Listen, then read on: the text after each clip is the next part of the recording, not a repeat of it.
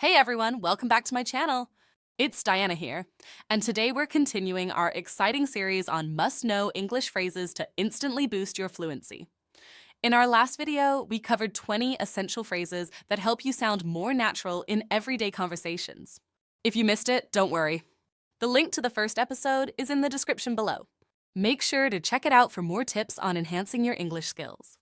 In today's video, we're diving into more common English phrases that can give your fluency an instant boost. Plus, I'll be sharing some useful tips and practices to help you improve your English speaking. So, grab your notebook and let's get started.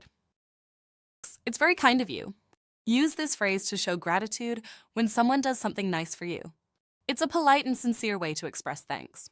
This phrase is appropriate in both formal and informal settings, whether someone is helping you at work or offering a kind gesture in a personal situation. Examples. It's very kind of you to help me with my project. It's very kind of you to think of me on my birthday. Oh, that's very kind of you. Very kind. It's very kind of you to say. Thank you in advance.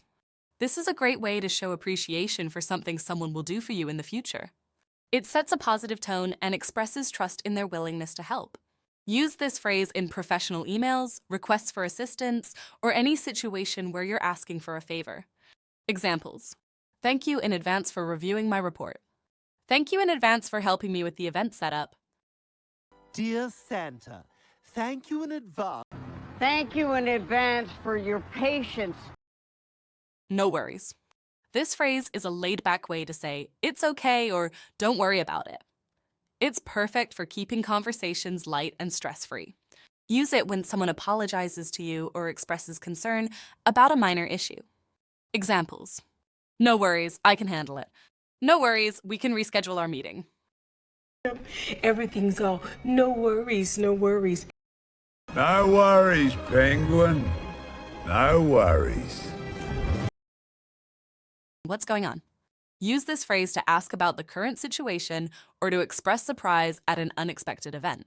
It can be used in a variety of contexts, such as when you arrive at a scene where something unusual is happening, or when you want to check in on someone's status. Examples. What's going on here? I heard a lot of noise. What's going on with the project? I haven't received any updates. What's going on? What's going on? Boy, what's going on? What's going on? Did I get you right? This phrase is useful for confirming that you understood what someone said correctly. It's important in both professional and casual conversations to ensure clarity and prevent misunderstandings. Examples. Did I get you right? You need the report by Friday. Did I get you right? We're meeting at 3 p.m. tomorrow? Did I get that right? Did I get it right? And that's a wrap for today's video. I hope you found new phrases helpful in boosting your English fluency. Remember, practice makes perfect, so try to incorporate these phrases into your daily conversations. If you enjoyed this video, don't forget to hit the like button, subscribe to the channel, and ring that notification bell so you never miss an update.